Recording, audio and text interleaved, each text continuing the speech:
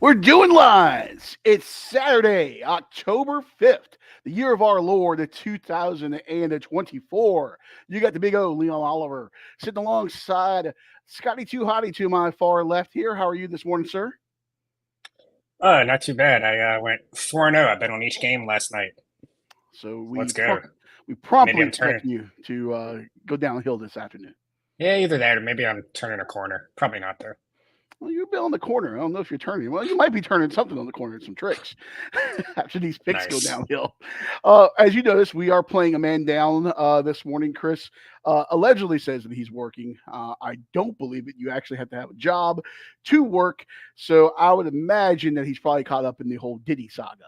I don't think he was working there. Well, he may have been working, but not in the traditional sense. So, Chris, go with God.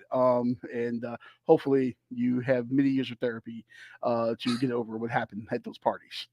Could He's you the imagine? he's the only one that got kicked out of the Diddy parties for Oh, being too without a crazy. doubt.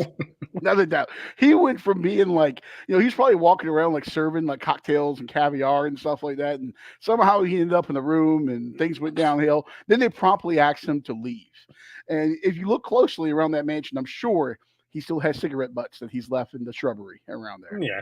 Oh no, Yeah. he posted on Facebook at like 2 a.m. So I'm sure he's not having a very fun morning at work. No, no, not at all. Not at all. So have fun with that, Chris. We will not be thinking of you this morning.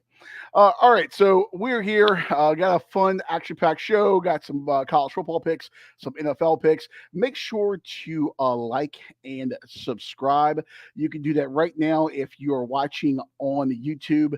That little lower right-hand column there, it's got a cool little thing you can click and subscribe. Doesn't cost you a thing. That's the best part. FREE means free.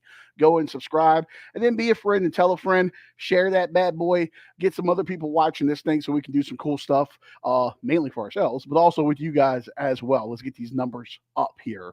All right, Scotty, before we get into all of our picks, I didn't talk to you about this on the pre-show meeting here, but uh, do you follow much high school football, like at all? Not really. I'll look up my high school every now and then.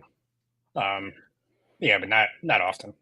Yeah, I don't really either. I mean, I follow recruiting a little bit, so that's how I kind of get into high school football as I pour myself some Jesus. Penelope barrel strength right now at 9 a.m. It's 116 proof. That's how you start your day off, right, sir? Um, but Speaking of Penelope, YouTube Crystalia Penelope. Even if you don't like Crystalia, is it a I've sent girl? that to you. I've sent that to you before. Is it a girl? Is it a There, guy? it's just a podcast clip. Oh no, watch. I've Oh, sent it okay. to you before. Well, Yeah. I may have forgotten. Okay, I will look it up. Are we? I'm sorry for using gendered language. Is it a person? I'm not sure. Anyway, all right, I will look it up. But high school football, I follow it just a little bit for recruiting. I did come across this on Instagram this morning from Max Preps. Now, obviously, in high school, you can get some lopsided scores. There was an area school I saw this morning that lost to another 75 to nothing. Well, there's some bad schools. We all know bad schools in college and NFL just can't figure it out. I mean NFL, college and high school just can't figure it out winning games. I've never seen nothing like this before. This is Columbia High School here in Alabama. They lost again yesterday. They've extended the nation's longest losing streak to 87 games. They last won, and on the tweet it said October 15th of 2015. On Max Prep site, Jeez. it says October 16th of 2016. So either way, it's been what are we in 2024 now? It's been Yeah, almost 9 years since they've won a football game. that is insane. I mean, look at they have decent uniforms for a high school team. Really? You think so? But for a high school team, yeah.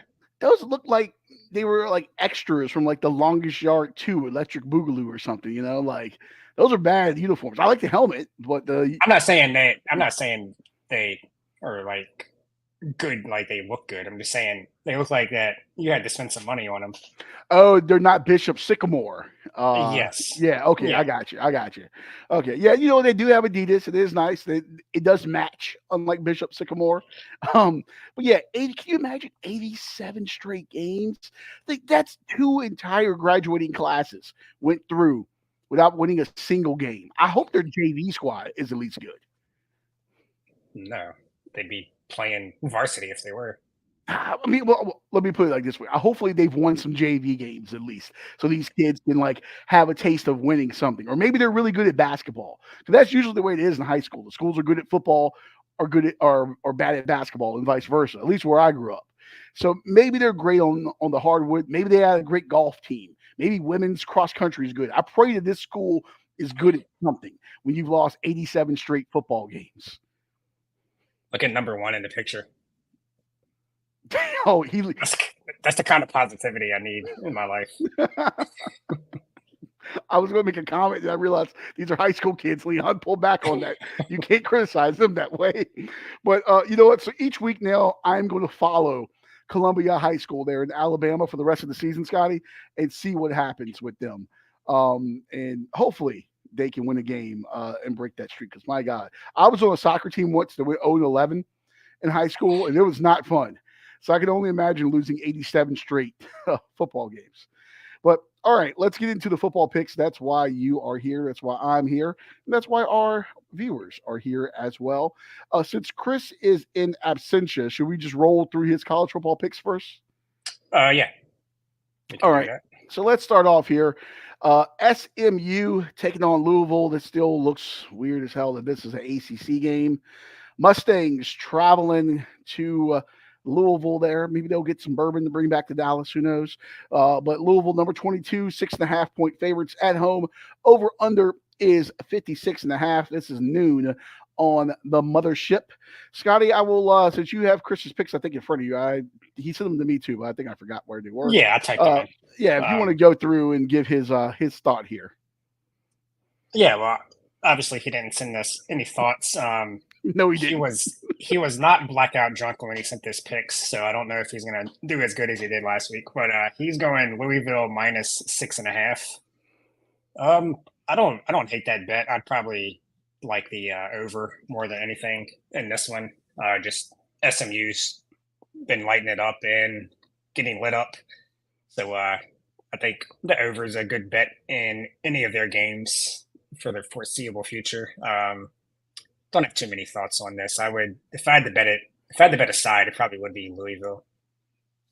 Yeah, I don't know much about Louisville. I haven't really watched them. I mean, obviously they looks like they were in that Notre Dame game for a little bit the other week. I haven't really watched them too much though. I have seen the Ponies, and after they've made the switch at quarterback and gone with Jennings, it seems like that offense runs a little bit more efficiently there. So just out of what I've seen so far, I feel like this game will probably be exciting, maybe a lot of points. I'm just going to go ahead and go with over 56.5. I do have this sprinkled on a little long shot parlay I have, and I went ahead and took the over. I just feel like this is going to be kind of a zany, high-scoring game, but I really don't know a lot about Louisville there. All right. All right, moving on there for Christopher. Next up on his card here, he stayed in the ACC, and he's going to the rivalry, as Bubba Cunningham has jokingly called it, North Carolina's athletic director. You got to listen to Ovius and Giglio podcast for that, but he always talks about this rivalry with Pittsburgh, which I really don't get. But yeah. Tar Heels are reeling, and they're at home right now, taking on Pitt. Panthers laying 2.5. Over under is 63.5. Noon on the Deuce. Scotty, before you give his pick, just do you think anyone's going to be there? If you're Carolina and you got throttled by JMU, then you go down the road and lose to arch rival Duke the way you did last week. You've lost 2 straight. Seems like there's a lot of questions about Mac Brown's future in Chapel Hill. Do you think this is going to be like a friends and family type situation with the crowd? Yeah, probably. Maybe some people show up to see, I forget the name of Pittsburgh's quarterback, but he's looking like he might possibly be an NFL guy. The transfer from Alabama. I forget his name off the top of my head here. Yeah, but he's playing well. But yeah, Probably not. I don't think people at North Carolina really care about this game. But I mean, obviously, college students are going to go to pretty much any game there. But yeah, Eli not going to be Holstein. There you go. Eli Holstein, Pittsburgh quarterback. Yeah. Yeah, it's not going to be a sellout crowd for sure. But yeah, Chris is going the plus 2.5 on UNC. Again, I kind of agree with him here. You just never know what UNC is going to do. They show up in the games you don't think they're going to show up in, and then lay an egg in the games that you think they are going to show up. So it's kind of hard to pick them. But yeah, not a whole lot of thoughts on this one, but I'd probably go UNC plus 2.5. Well, outside of me wearing a NC State Q-zip and hat right now, you obviously know my feelings toward the Tar Heels. I think things are bad right now in Chapel Hill. I think there's a handful of donors who kept Mac around after last year when they lost to NC State, and not just the fact that they lost, but the way they lost to NC State and the way they finished that season. I think Mac should have been gone last year, and there was a handful of donors that have a lot of influence in that program that kept him around. We'll see what happens at the end of this season. But look, Mac usually does his best work when his back is against the wall. But I don't think the old man's got it no more. Because there's two things you can say about him. He showed up for the state game. Even though Dave's been successful against him over recent time, but he always had his teams ready for state. He didn't last year, and he beat Duke. He always beat Duke, and then he didn't do that. He didn't hold on. They lost to Duke. What reason do you have to keep him around? I feel like these guys are going to start mentally checking out. I think it's going to be bad for Carolina the rest of the way on through. I think Pitt's going to roll. I love Pitt minus 2.5 here. All right. And then the last one on Chris's dance card, he's got the Deep South's oldest rivalry. Auburn going between the hedges to take on Georgia. Bulldogs laying 22. You're looking at the over-under of 52.5. 3:30 this afternoon on ABC and ESPN Plus. This game used to mean something. This game used to be a lot of fun. But Auburn's got some quarterback issues they're trying to work out, and we got a pissed off Georgia team. So this could be interesting. What does Chris have for his pick here? He's going with Georgia minus 22. I think I actually kind of like Auburn with the points here. I don't know. Georgia they don't play 4 quarters. They kind of, especially in like the first half, kind of I don't know, it takes them a while to wake up. I could see it being a close first half and then Georgia pulling away, winning by like 14, 17. I do think I like the under in this game. I might bet that. Yeah, I don't know. Georgia last week, like the first half, Alabama was just doing the same shit over and over. Just doing pitches and screens and runs to the outside, and like they weren't getting it, and then they adjusted in the second half. Yeah, I don't know. I think they are going to be pissed off, but also it's probably going to be some kind of a hangover from that emotional game. I can see this being closer than what the point spread is. I can see Georgia backdoor covering this, maybe late with a touchdown or something, but I feel like Auburn's going to not get walked over. They're going to keep this thing somewhat interesting. I did just, as you said, put a bet in because I forgot to do it. I did just bet Auburn plus 13.5, but in the first half. Because you're right, Georgia does start slow. And I think if you're Auburn, if you can weather the storm early on, not turn the ball over, seems like that offense is running a little bit better. Now they've gone back to Peyton Thorne again at quarterback. Because you look at Auburn, it's just been some turnovers here and there offensively. They haven't played terrible. So if they can make some plays, limit the turnovers, kind of hang around in this thing, you got a chance. I feel like if you're Georgia, you really got to like step on them and bury them early to take Auburn out of it. But if they can weather that early storm, it's interesting to see. I'd like Georgia to backdoor cover it though, but for my purposes, I did just take Auburn plus 13.5 in the first half. I like it. Yeah. All right, so that runs through Chris's card here. He's got Louisville minus the 6.5 against SMU, Carolina plus the 2.5 against Pitt, and he's got Georgia minus the 22 against Auburn. Scotty, moving over to you. You got Missouri heading to College Station, taking on the Aggies of Texas A&M. Aggies lay in 2.5 points. Over under is 47.5. This is noon kick on ABC. Yeah, I'm going with Texas A&M here, minus the 2.5. Missouri's one of the least relevant top 10 teams that I can remember. They are 4-0, but they have one of the easiest schedules in the nation so far. And they're 0-2 against the spread against real teams. Those teams being Vanderbilt and Boston College. They barely beat both of those teams. Yeah, I just think A&M, ever since kind of getting beat up by Notre Dame, they've gotten better each week. They just beat Arkansas, which is a team that's better than what people think. This first road game for Missouri, again, that hasn't really meant much as in previous years this year, it looks like. But yeah, I just don't think Brady Cook is that good. I think Mike Elko's Texas A&M team is going to come in here. Well, Missouri is going to come into Texas A&M, and I just think that A&M's going to beat up on them, win by a touchdown, 10 points, somewhere around there. It'll be interesting to see what happens in this game, especially after this alleged trash talk here. If you can see my screen here, this Kind is of. from kind of yeah. This is Can you scroll down? Yeah, this is from On3 Sports. So I'm going to set the scene here. Missouri wide receiver Theo Weiss had this waiting for him at the hotel before their game against A&M, and Theo posted this, and it's a blanket and a note that says, "Warm welcome to College Station. Get used to this blanket. It will be real tomorrow." And that is from one of the A&M DBs, William the Blanket, and I forget his last name, but yeah. I don't. That's clever trash talk. That's like Ocho Cinco level trash talk. I do like it.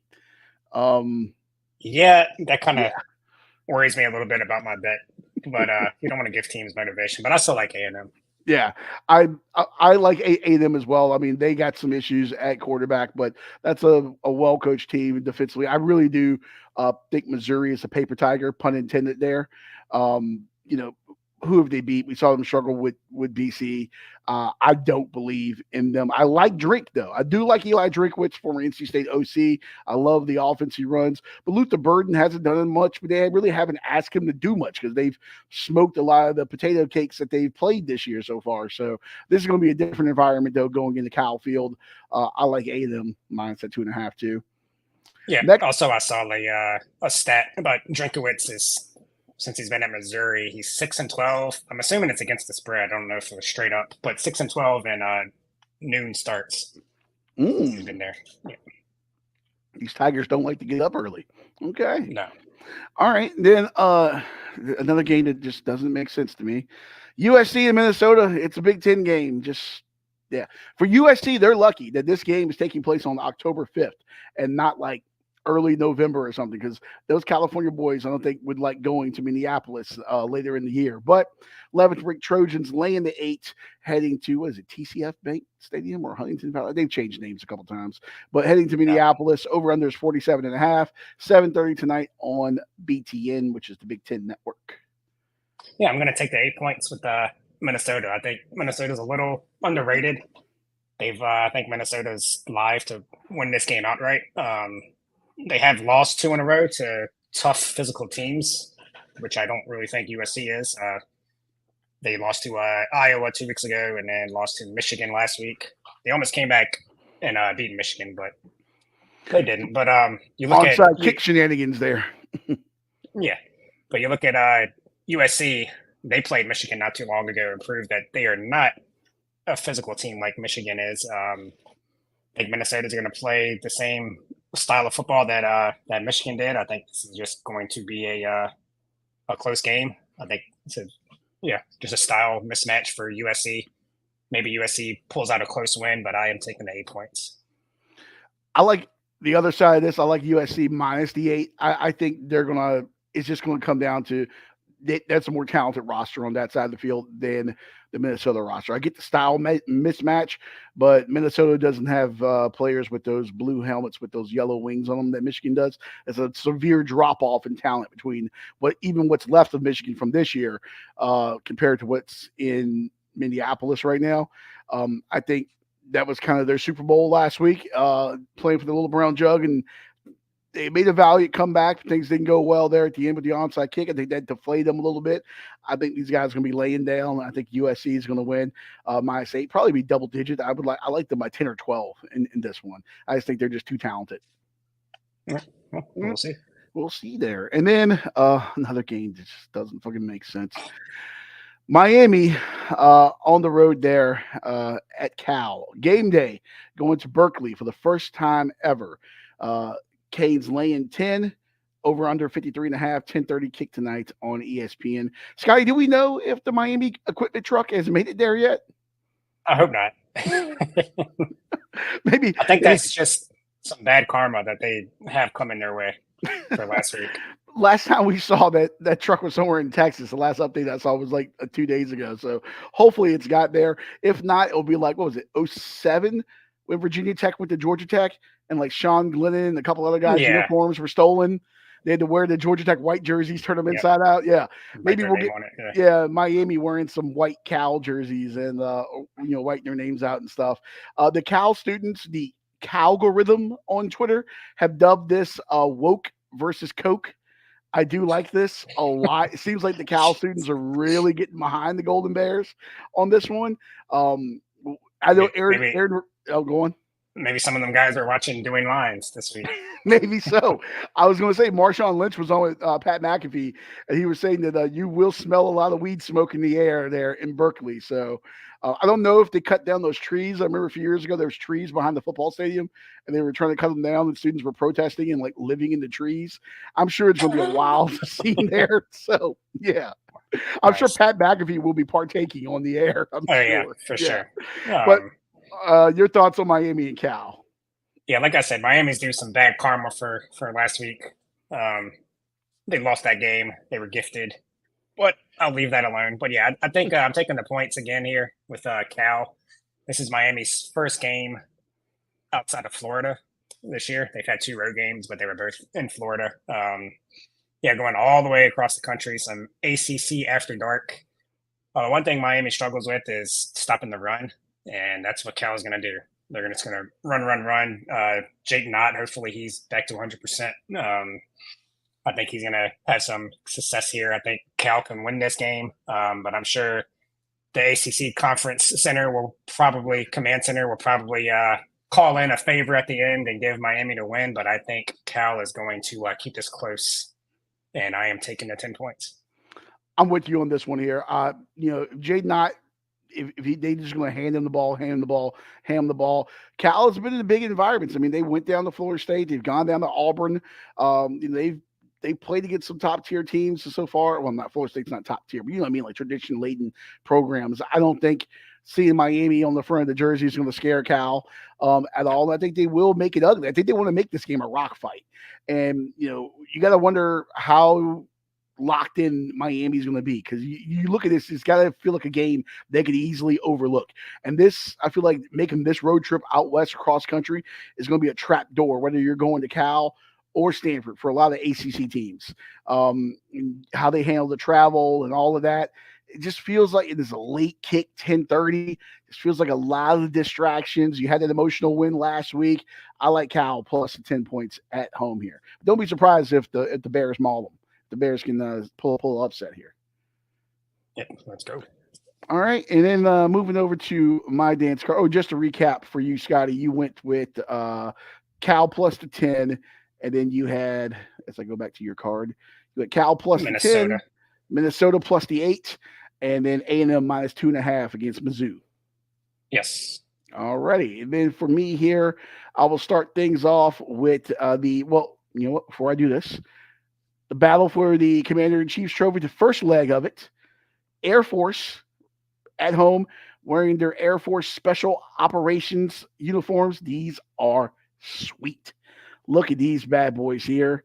I love it. I think they say any place. I think some says any time on the back of the helmet. It's got the little meanings behind everything, the military units and the symbols and all. These are sweet uniforms for the Falcons. And, love a guy sitting on top of an armored mounted vehicle there, ready to do some damage. I do like it. That's about as fierce as Air Force is going to be today, though, I think. And one more thing here, Service Academy, this according to Barstool Gambling, Service Academy unders are 45, 10, and 2 since 2005. The Navy Air Force under is 15 and 4 in the last 19 matchups here. So interesting here in Colorado Springs. Navy laying 10, taking on Air Force over under 37.5. This is at noon on CBS and Paramount Plus. Listen, Navy, actually, let me start on the Air Force side of things. They've really struggled this year. They have one win that was over FCS Merrimack. You would think that they're going to run the ball well. They're not. Their yards per game is only 243 right now. That's 131st in the country. Their rushing is 176.8. That's their fewest since 1981. They haven't thrown a passing touchdown. They're the only school in the FBS without one. And they're only averaging 12.5 points a game, which is also 131st in the FCS. Meanwhile, you got Navy on the other side of the coin. They're 4-0 under second-year head coach Brian Newberry. And Navy can actually put the ball in the air a little bit. Their quarterback, Blake Horvath, 2 touchdown passes, one of 77, one of 74 yards in last week's win over UAB. He's actually the only FBS quarterback with 270-plus TD passes in the same game this season, that per CBS Sports. And the middies are averaging 46 points per game. Look, you got to throw out the records in these Service Academy games. Who knows how to stop the option? Better than Air Force, who's also running the option. I feel like a lot of times these unders hit here. I'm going to take Navy minus the 10 points, though. I don't know about the over-under, but they're too talented. They're rolling right now. Air Force is bad. They're real bad right now. And I love those kids. Feel for them, but it's only going to get worse. I'm going to take Navy minus the 10 here. Yeah, actually, I agree with you. I almost had this on my card. Navy just much better at Air Force, and they do what Air Force does. Yeah, they're going to roll. The over-under, I don't know. Is Air Force going to be able to score enough points? I think Navy's going to put up over 20 easy. Yeah. But yeah, if Air Force can do anything, then the over might hit. But yeah, Navy's going to roll. I might actually tag this with Air Force minus the 10 and the under. I wonder what that pays out there. I'll have to look at that. All right, next up, Scotty, today is October 5th. This is the first weekend in October. Do you know what that means? Breast Cancer Awareness Month. That is true. But it's also the start of Cocktober, baby. It's Cocktober. South Carolina at home taking on Ole Miss. Rebels coming off the loss to Kentucky. They're laying 9 points as they head to Williams-Brice. Over under is 53.5. 3:30 kick on ESPN. Listen, I don't care what anyone says. South Carolina might have went 0-4 in October last year, but it's still Cocktober. They are always good to spring an upset at Williams-Brice during this month. Emotional game. Ole Miss wide receiver Juice Wells, who's a local kid, Highland Springs product. He returns to Columbia. This guy did a prep year at FUMA in 19, was at JMU for 2 years, South Carolina for 2 years, and then went to Ole Miss this year. He's going to want to go off. But the South Carolina students are going to be ready. I'm sure they're going to be on him all day. South Carolina's D-line, they're physical and nasty, similar to Kentucky, and that gave Ole Miss a lot of trouble last week. The Gamecocks were just a couple plays away from upsetting LSU a few weeks ago. They lost quarterback Lenore Sellers in that game. Sellers is going to be back for this game. Ole Miss hasn't had a bye yet, and the Cocks are coming off of a bye. South Carolina wants to make this into a rock fight. I think if they can keep the scoring down, kind of play Kentucky's game from last week, I think they can win this outright. I'm not going to pick that, though. I'm taking South Carolina plus the 9.5 to kick off Cocktober. So this line moved to 9.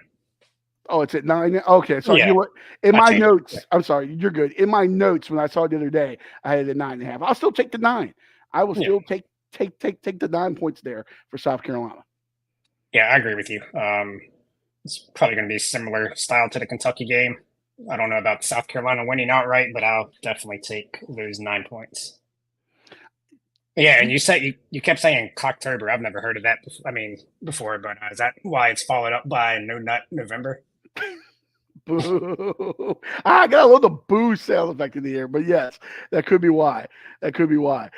By the way, just off topic, do you feel like if Ole Miss loses this game, because I don't know if they were like a super they're talented, but I don't know if we looked at Ole Miss before the season like they're this big bad dog that's going to be in the playoff and contend for a national championship. If it was more of Ole Miss or the product of their schedule, because their schedule was very light, and now they're starting to get into a little bit more the meat and potatoes of it. But they've already stubbed their toe once against Kentucky.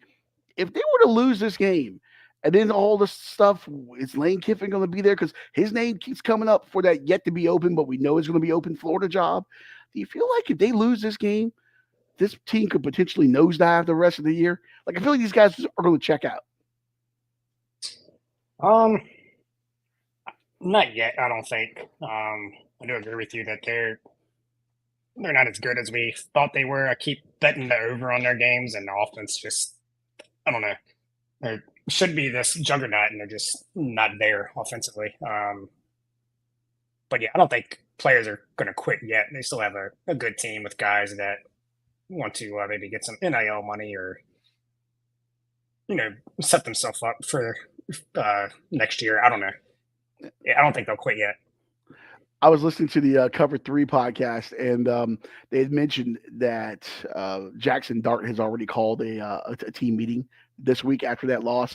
So maybe this is his Tebow moment, so we'll see what happens there. But as how Ole Miss responds after that loss, we're going to find out a lot about the Rebels, how they respond to adversity, and then going into what's going to be a hostile environment. People don't give South Carolina credit, but that's a very hostile environment. They're lucky it's not a night game. They're lucky it's a 3:30 kick, because when those students get Sandstorm going and that place gets bopping at night, it's crazy down there.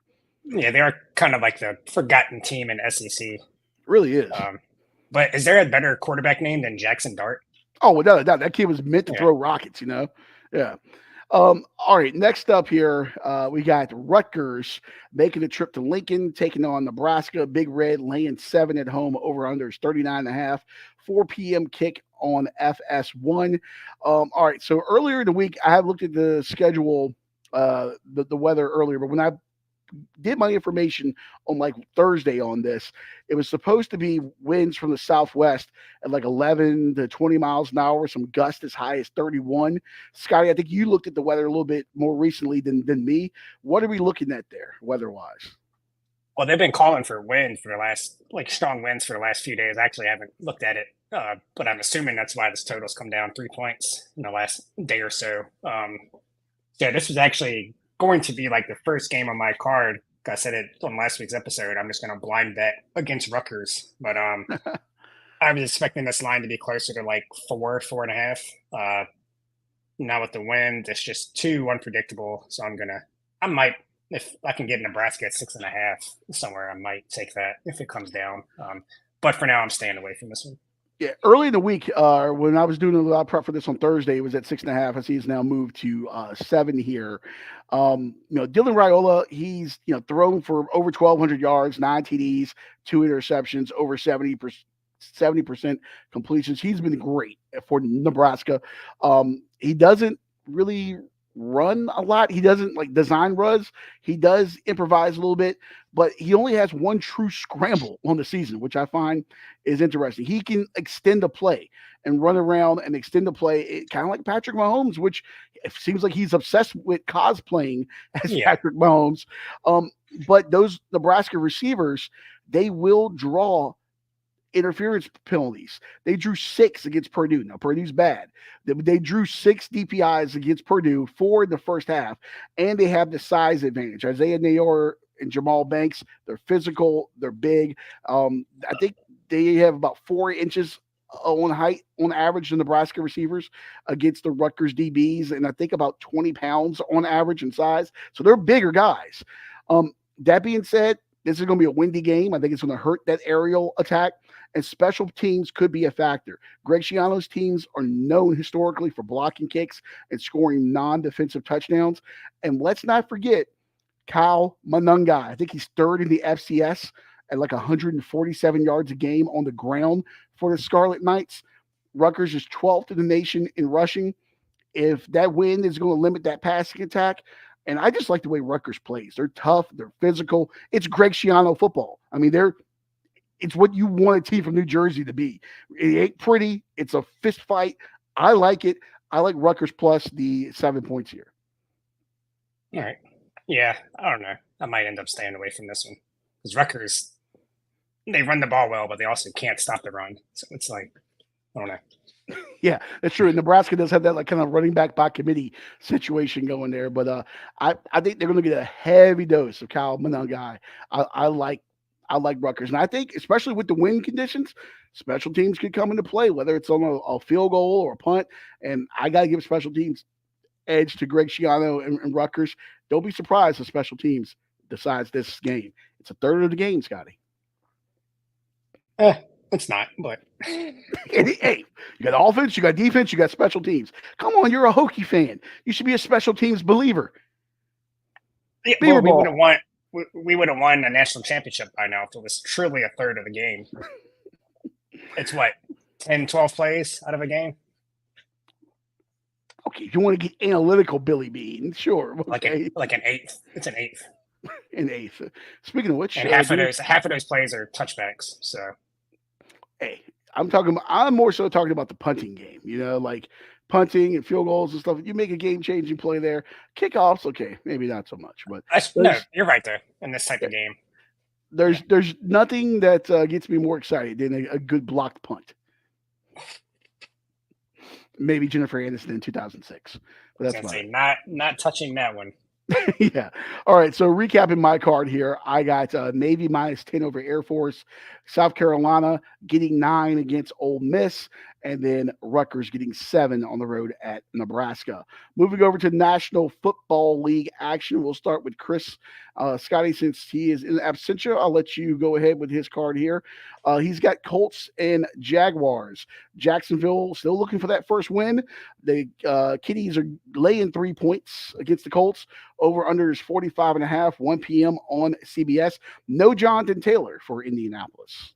So are we doing Chris's picks or my picks? Oh, I'm sorry. You know what? I thought I clicked Chris. I clicked you. Let's just go ahead and start with you. I'm sorry. All right. Well, in that case, I'm going to go with the Jaguars -3 points here. The Jaguars have not been very good, but they're not that bad. They're not a 0-5 team. The Colts are kind of up and down. Like you said, no Jonathan Taylor. I just think Jacksonville is going to come out desperate. I do think they have the better personnel. Yeah, they're going to be desperate at home. They have to get a win at some point. I think they're going to win by at least a touchdown in this game. Yeah, I like Jacksonville here. I mean, they're desperate, and you know that's when an animal is his most dangerous. This Jaguars team is literally backed into a corner right now, and they're at home. And you have a Colts team with no Jonathan Taylor, and Anthony Richardson is still nicked up too, right? Yeah, that's the other thing too. Yeah. They don't know their quarterback situation's kind of up in the air between him and Joe Flacco. Yeah. So, and look, Flacco did well in relief last week, but at this age, I don't think he's the guy. I mean, he looked well for Cleveland down the stretch last year, but I don't think that's the guy that you want to have to start a game for you right now. I like Jacksonville minus those 3 points there. And don't the Colts? I should have looked it up. Don't they have like a weird record in Jacksonville? Like I feel like they always like stub their toe in Jacksonville. Yeah, I think even when they had like Andrew Luck there and maybe even back to Peyton Manning, like they always struggle for some reason against Jacksonville. Hey man, you go down to Jacksonville, you have a good time at the waterfront, and maybe go down to St. Augustine, see the old fort there. Who knows, you know? But all right. Well, next up, I think you and I both have this one on our card here, so I'll give mine too on the backside of this. We got Bills at Texans. Houston laying 1 point, over unders 47.5, 1 o'clock CBS tomorrow. Stephon Diggs going against one of his old teams there, and Buffalo without a few key players as well. I'll let you give your pick first here. Yeah, I'm going with the Texans. I think they'll get up for this one. They haven't looked great the last couple weeks, but we have a Stephon Diggs revenge game. I think Houston being at home with the Bills, were they 3-1? I think they're both 3-1, right? Yeah. So big game. Texans like these close games. I think this one will be close. Joe Mixon. Hopefully he's back with the injuries. They also Ed Oliver's out, so that defensive line is struggling right now. I think, yeah, with Joe Mixon coming back, he's going to be a difference maker in this game. Joe Mixon's actually he's ruled out of this one. Well, yeah. Still, I still like the Texans. Maybe by a couple less points, but yeah, I still think they're going to take care of business, like you were mentioning, the injuries to the Bills, receiving core, some defensive injuries. Yeah, C.J. Stroud, I think, will make enough plays to win by more than 1 point.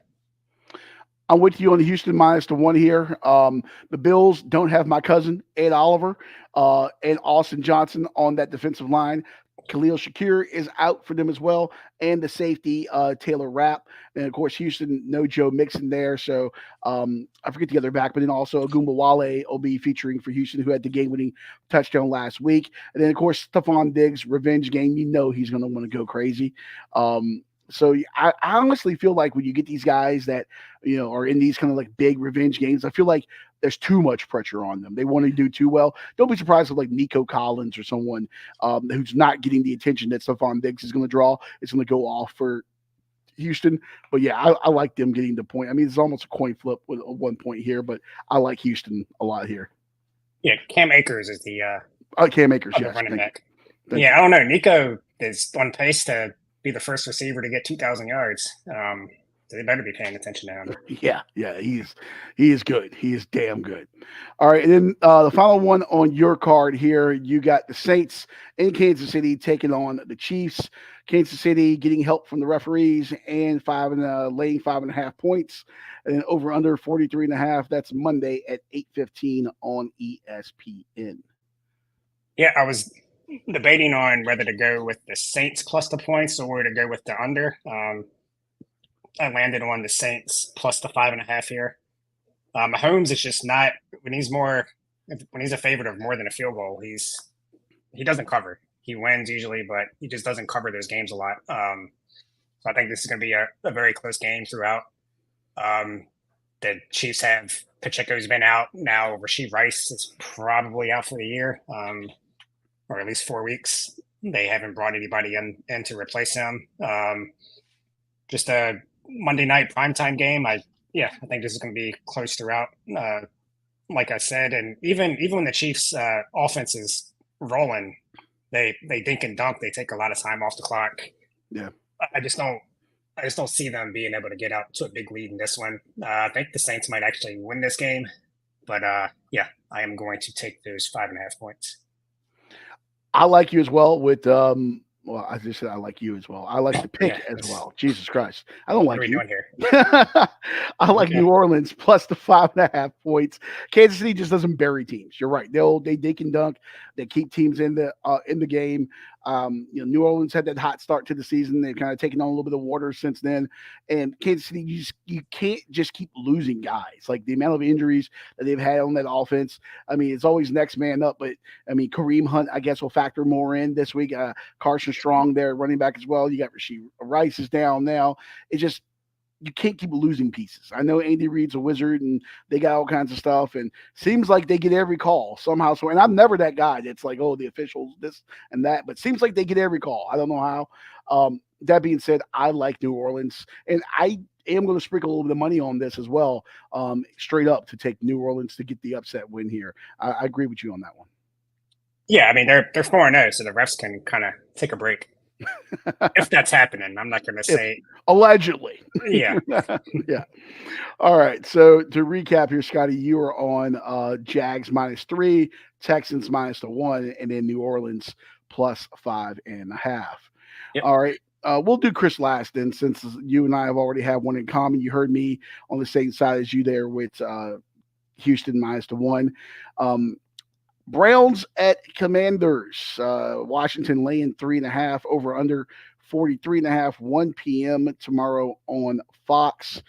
Look, Washington's renaissance, or whatever you can say right now, begins and ends with Jaden Daniels. I mean, look, the kid's been incredible. He's completed 82.1% of his passes. That's the highest completion percentage by a player in his team's first 4 games of the season ever. He's having one of the best rookie seasons ever to date. He's led Washington to score on 23 of 30 offensive drives. That's the highest rate by any team through its first 4 games of the season over the last 45 years, per the Elias Sports Bureau. And Cleveland's defense has really regressed from what we saw last year. They've only forced 3 turnovers, and one of those was on special teams. Last year, they were tied for fifth in the league with 28 takeaways. And Cleveland struggles against the run. Washington is third in the league, averaging 169.3 points per game on the ground. We know Austin Eckler is going to be up for this game. He's activated. Don't quite know about Brian Robinson, what his status will be for Washington. I really don't think it matters. I like Washington minus 3.5 here. Yeah, I think Brian Robinson is going to play. I'm not sure. I thought I heard he was going to play, but yeah, I feel like everybody's going to be on the Commanders minus 3.5 and over in this game. So I kind of see this being like a 2017 3-point Commanders win. Something weird is going to happen, but yeah, I think we get the win. I don't know if we're going to cover. We being the Commanders. Yeah, the lines are just kind of weird. This just feels like we're rolling, looking like NFC East contenders, and then I don't know, maybe we just come out flat a little bit. But yeah, I think we'll win, but this has all the makings of a 3-point win. Look, I mean, this is a classic situation over the last few years where it's like a Washington letdown kind of thing. Yeah. But look, as long as that kid is pulling the trigger under center and they keep him healthy and upright, he can make plays with his legs. He can throw the ball. I mean, I'm a believer in him, and they got something special there. And we've seen this kind of hype before with RG3, and unfortunately, we saw what happened with his career. They can keep this kid clean. Seems like they've rallied around him.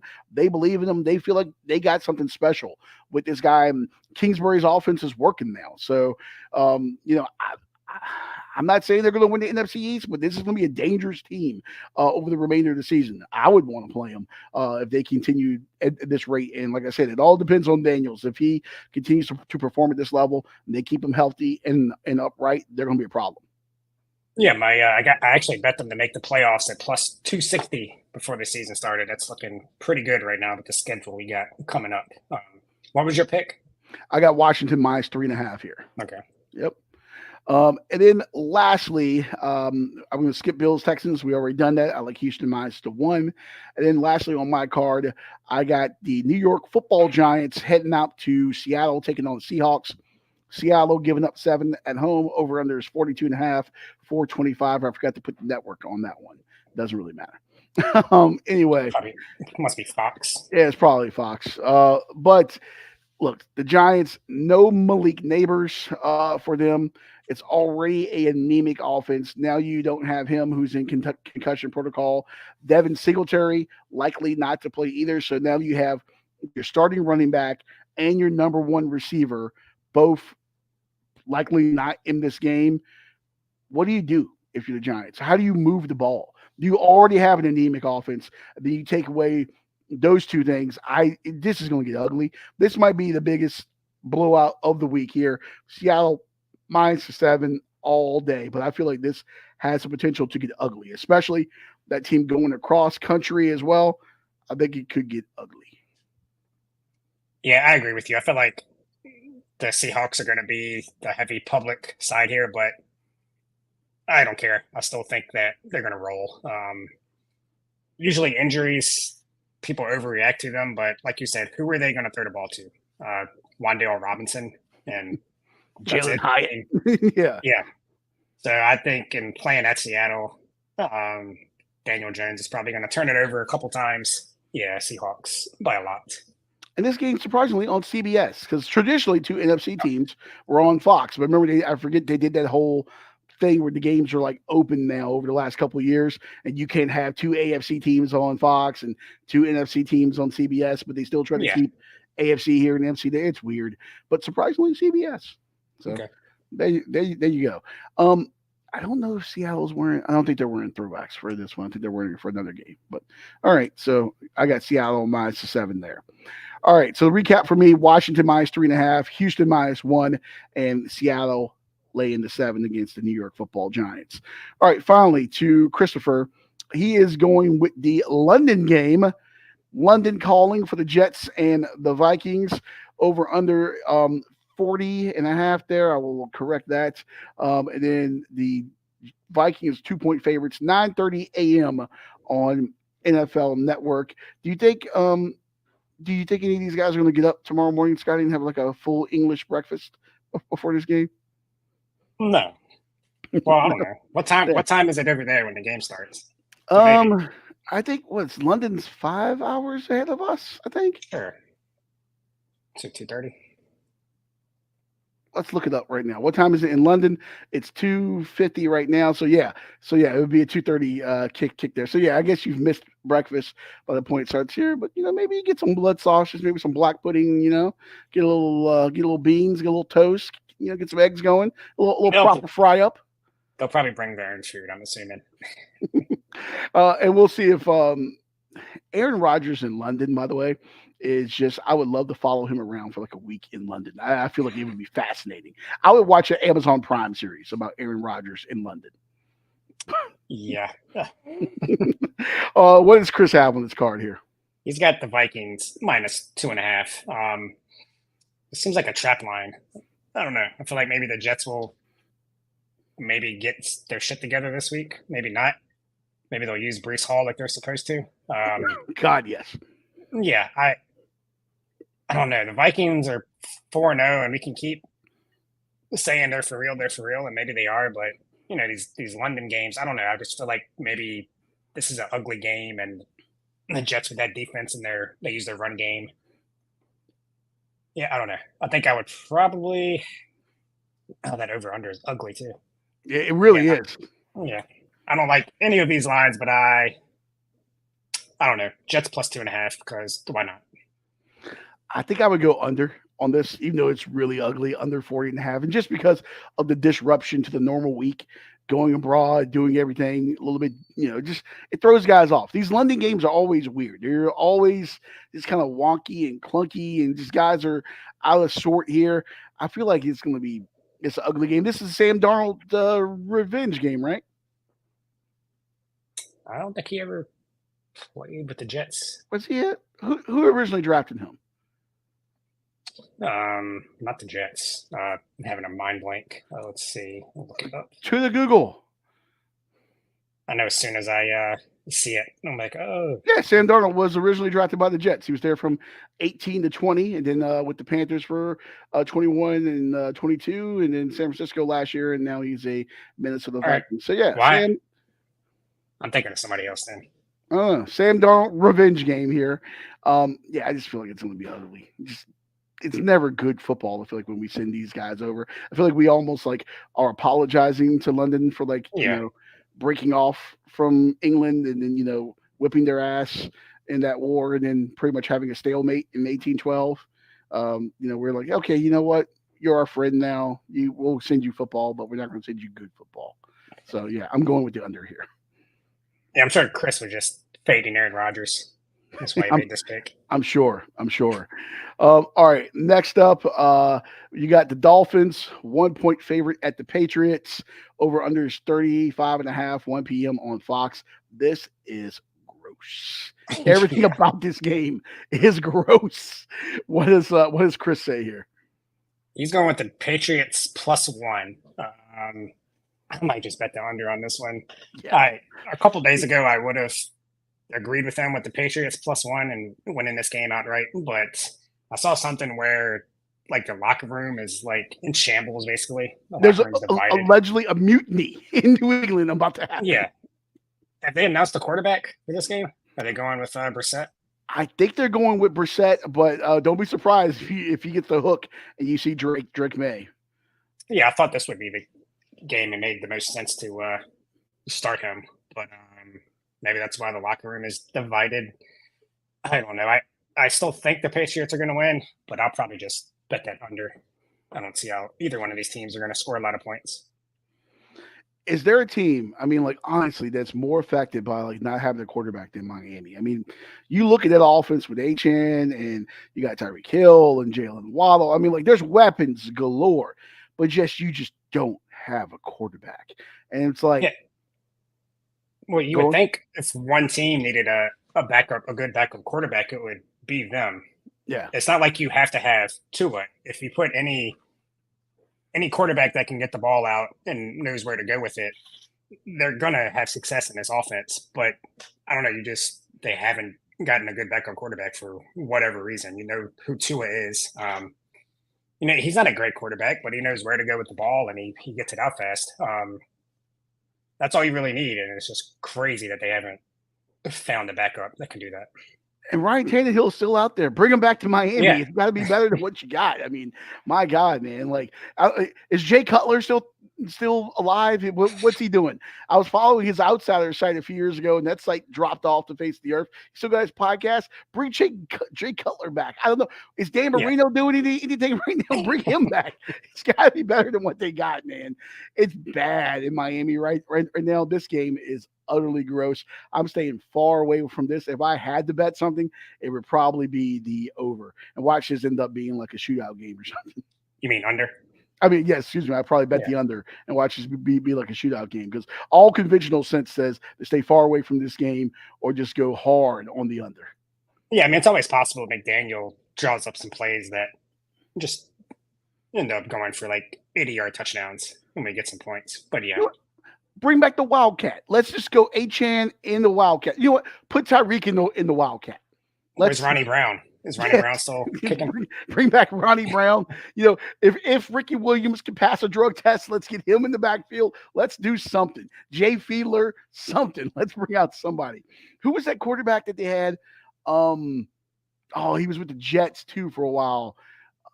Was it Lucas? Was it Ray Lucas? That sounds like a TV quarterback name. I don't know what you're talking about. I don't know. It was like he wore number 6. It was like early 2000s, whatever. Bring that guy out of retirement. I don't know, but they need something there, man. Lastly, on Chris's card, he's got two of the most annoying fan bases in football together. Biggest bandwagons in football. Cowboys visiting the Steelers on Sunday Night Football. Pittsburgh laying 2.5 points over under 43.5, 820. Wait, that's not Fox. That is on NBC since Sunday Night Football there. Sorry about that. Man. What are you doing? I'm slipping here. When did you put these up here last night? After a few drinks? Yeah, probably. I think so, actually. But anyway, that's NBC. Before we go to Chris's pick, did you see there was like a survey of NFL like facilities and stuff? And apparently the Steelers, people said the visiting locker room smells like piss. I did not see that. I stay away from those because we're always at the bottom. Listen, I've been in the home locker room there. In fact, I was in the home locker room there a few months ago. It was undergoing some renovations. The home locker room looked pretty good. And I was also in the Pitt Panthers locker room there too. Did not go into the visiting locker room. So I cannot confirm nor deny if it smells like piss. But the home facilities were nice. And I also was able to go in the Pitt locker room and throw up a little Wolfpack sign in there. But yeah, take that for what it's worth. Dallas at Pittsburgh. I'm sure there's going to be a lot of Cowboy fans there too. God, can the earth just open? You know what? Can we just, you saw the Dark Knight Rises, right? Yes. Remember when the stadium just like collapsed on itself? Can we just do that for both teams and both fan bases? They're just annoying people. Yeah, where's Hines Ward? Let's get him in uniform. Recreate it. Can we get Bane, also known as James Harrison? Can we get Bane just out there? All right. Speaking of James Harrison, supposedly him and Ocho Cinco were fighting an MMA fight at some point. James Harrison and Ocho Cinco in an MMA fight? And they're talking trash. Ocho Cinco said he was going to beat him. I forget what he said. He had some trash talk, and James Harrison came back and said he's not going to be able to walk after or something. Who would sanction this? This is like bum fights. Like, I mean, I'm not calling Ocho a bum, but just like the weight class difference, number one. Number two, you have to be a deranged individual to get into the ring or octagon or whatever with James Harrison. There's certain people you don't fuck with. Let me tell you, G.I. Joe ain't fucking with James Harrison. Mike Tyson ain't fucking with James Harrison. The Incredible Hulk ain't fucking with James Harrison. You don't fuck with James Harrison. He will murder you. Yeah, I mean, I'll watch it. It's better than watching Jake Paul fights. So. I'll watch it just for the bloodlust. I've never seen the man's arm ripped off before, but hey, I'll watch it. All right, Pittsburgh and Dallas. So what does Chris have here? He's going with the Steelers minus 2.5. These 2.5s can be traps, and I think this might be another one. with the Steelers, if you take care of the football, you're going to be in it at the end. Yeah. The Steelers aren't a team that's just going to go down the field and put up a lot of points and then just force you to 3 and outs. I mean, they do have that pass rush, but yeah, if Dak can just not give the ball away, they're going to be there at the end. They might even win this game. As much as it pains me to say, but there's always a chance that they just don't show up again. But yeah, I don't know. I don't like the 2.5. I'd probably take the Cowboys. I like Pittsburgh minus the 3 points here. It's going to come down to a field goal. You know, Chris Boswell's toe is going to hit one like a 47-yarder as time expires to win this game by 3 or something. TJ Watt, that defense, a strip sack is coming. It's just a matter of when. Dallas can't run the ball. Pittsburgh's good against the run. I like Mika Fitzpatrick in that secondary, provided he doesn't, actually bump into someone too hard like he did last week and draw a personal foul penalty on the softest personal foul I've ever seen in my life. I love that defense. Peyton Wilson, NC State guy, flying around making tackles there. I like Pittsburgh minus the 3 points here. It's going to be 19-17 Steelers. give me a 2017 Pittsburgh, and I'll be happy here. All right. So to recap for Christopher, he's got what did he have in this one again? Steelers minus 2.5. Yeah, Steelers minus 2.5, and then in New England and Miami, Patriots plus the 1, and then Jets Vikings minus 2.5. So he's got two minus 2.5 bets. There we go. It's scary. The hook will bring you back, Blues Traveler. And then before we get out of here, we have our underdog parlay. We still yet to hit one of these on the season, but we've been close. We've been close. So this week for the underdog parlay here, Scotty, I'll start with you. Looks like you have the Kansas Jayhawks. Yeah, they're playing at Arizona State. Kansas just keeps getting super close to winning a game. They're 1-4, 1-3, 1-4. They've only won one game, but forget the teams that they've lost to, but there've been some pretty good teams. UNLV was one, Illinois. There was another good team that they lost to, but they're all close games. They can just stop turning the ball over. I think they're going to come out with the win at Arizona State. Kansas won. Oh, I'm sorry. They're 1-4 with losses to Illinois, UNLV, West Virginia, and TCU. They're one win over Lindenwood. 48-3 to open the season. Yeah, so they're right there. At some point, they're going to stop turning the ball over every other possession, and I think this is going to be that week. Arizona State, they were a nice story, but I think they were picked to be like, I don't know what they were in a conference, but they were not supposed to be very good. I think maybe they're close to their win total probably already for the over-under. I think maybe they start turning back into the team that we thought they were going to be. Like I said, Kansas has been right there. This is the week they get it done. All right, so you like Kansas getting upset there in Tempe. And then Chris, he's got Hawaii pulling the upset there over San Diego State at Snapdragon Stadium. Rainbow Warriors 2-2. Aztecs are 1-3. I don't think I've seen a San Diego State football game in years. Couldn't tell you anything about them. I do know that they've lost 3 straight. Their one win was over Texas A&M Commerce to start the season, 45-14. They did lose a heartbreaker last week, 22-21 in I forget where Central Michigan is. At Central Michigan, they're taking on the Chippewas. They've also lost Oregon State. Doesn't matter. Yeah, it doesn't matter. Yeah. I usually remember these things, but I can't remember.